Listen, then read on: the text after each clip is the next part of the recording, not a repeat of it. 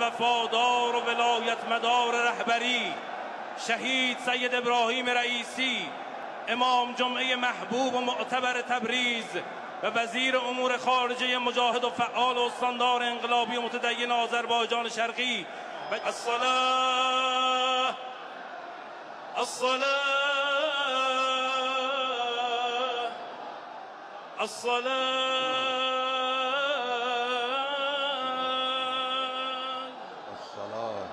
الصلاة الصلاة الله أكبر الله أكبر لا إله إلا الله وحده لا شريك له إلها واحدا أحدا صمدا لم يتخذ صاحبة ولا ولدا وأشهد أن محمدا عبده ورسوله أرسله بالهدى ودين الحق ليظهره على الدين كله ولو كره الكافرون. الله أكبر.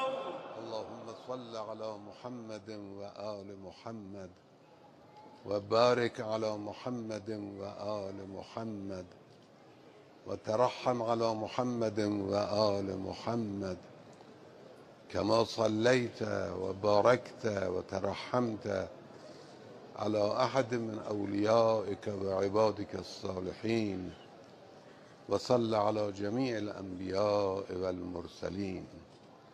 الله أكبر. الله أكبر. اللهم اغفر للمؤمنين والمؤمنات والمسلمين والمسلمات الأحياء منهم والأموات تابع اللهم بيننا وبينهم بالخيرات إنك مجيب الدعوات إنك قاضي الحاجات إنك على كل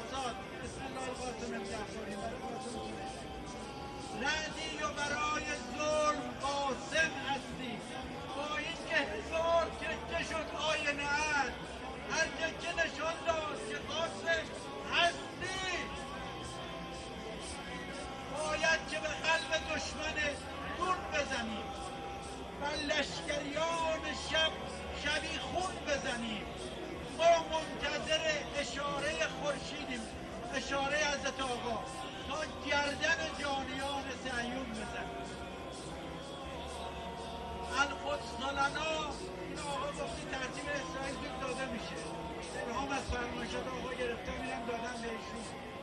القدس لنا خواندم از عمق وجود که یوم که یا ابا عبدالله امامان ما رو شهید کردند، اهل بیتشون رو شهید کردند، ولی فرمود لا یوم که یا ابا عبدالله.